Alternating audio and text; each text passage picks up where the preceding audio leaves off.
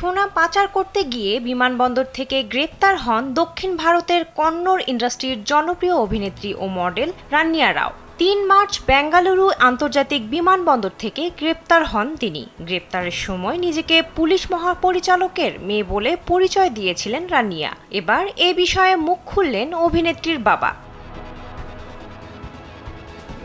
ভারতীয় গণমাধ্যম তথ্য মতে বর্তমানে কর্ণাটক পুলিশের মহাপরিচালকের দায়িত্বে থাকা সিনিয়র আইপিএস অফিসার রামচন্দ্র রাও হলেন অভিনেত্রীর সৎ বাবা। অভিনেত্রী গ্রেপ্তার হওয়ার কারণে বেশ আলোচনায় আসেন তিনি। ভিশনের ফুলঝুরি মেগা অফারে ফ্রিজ কিনলেই পাচ্ছেন 16 পিসের আকর্ষণীয় গিফট বক্স একদম ফ্রি।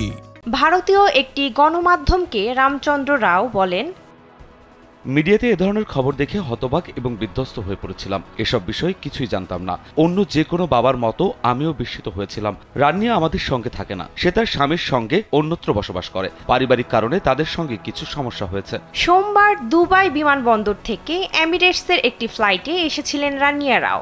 এরপর তার কাছ থেকে উদ্ধার করা হয় প্রায় 14.8 কেজি স্বর্ণ, যা বাংলাদেশি মুদ্রায় 16,63,00,000 টাকার বেশি। এরপর জিজ্ঞাসাবাদ করা হয় তাকে।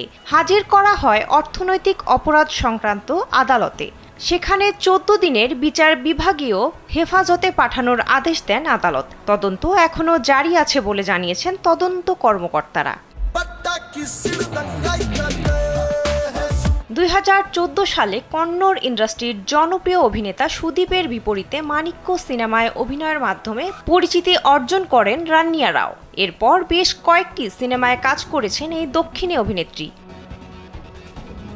বিনোদন ডেস্ক, কালবেলা।